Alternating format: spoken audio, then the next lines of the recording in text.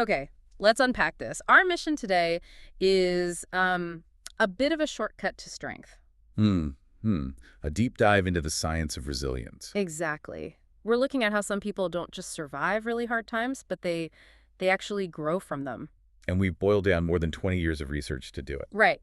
From Stephen Southwick and Dennis Charney, who studied everyone from soldiers to patients for their book, Resilience. And these aren't just, nice ideas. They're proven strategies. We've pulled out 4 key phrases or idioms that these strong people live by.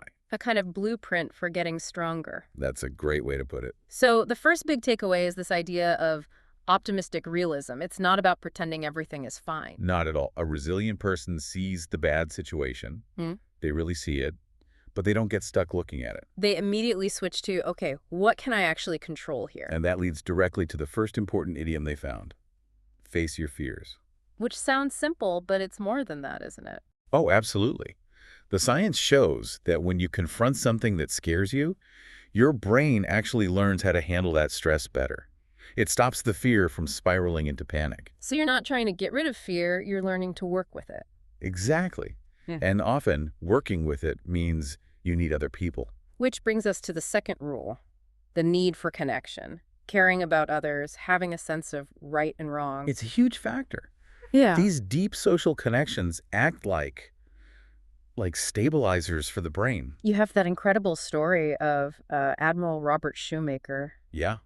He was prisoner, totally alone, and he started using a secret code, just tapping on the wall to talk to other prisoners. Wow. That simple connection, just knowing someone else was there, was enough to make his brain feel safer, even in that terrifying place. So we have the mental approach and the social support. But you also have to, well, just take care of yourself physically. Which is our second main idiom. Take care of your body and mind. And exercise is a really big part of this in a specific way. It is. When you exercise, your heart beats faster, you breathe harder, which is, a lot like how your body feels when it's afraid. Ah, so your body learns that a fast heartbeat isn't always a bad thing. Precisely. You're teaching your nervous system how to handle that feeling so it doesn't always trigger a fight or flight response. And it's not just the body, right? The mind part is also about being flexible. Yes, strong people are always learning new things. They're okay with changing their plans when something isn't working. They also use humor. Yeah, they use humor, even in the very dark situations. A good laugh can sort of interrupt the stress cycle and give your brain a moment to reset. Okay, so all of this helps. But what is the one thing that truly keeps people from giving up? That's the core of it, really. And it brings us to our last big idiom, keep going. But what makes them keep going when things feel impossible? They believe their life has a special meaning, a purpose. Something bigger than just surviving the day-to-day? Exactly. Whether it's their family, their faith, or their work. That purpose is like an engine. It pushes them forward when life has its ups and downs. And you see this idea in the simple phrases we use to encourage people.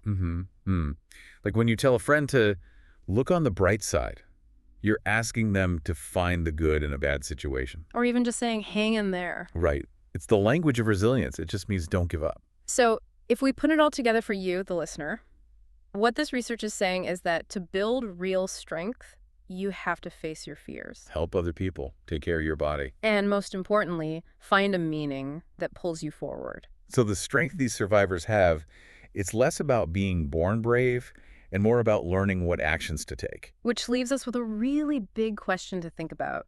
If resilience is mostly a set of learned skills, does that mean anyone can learn to be brave? Or is there still some piece of it, some spark that you just have to be born with, something to think about?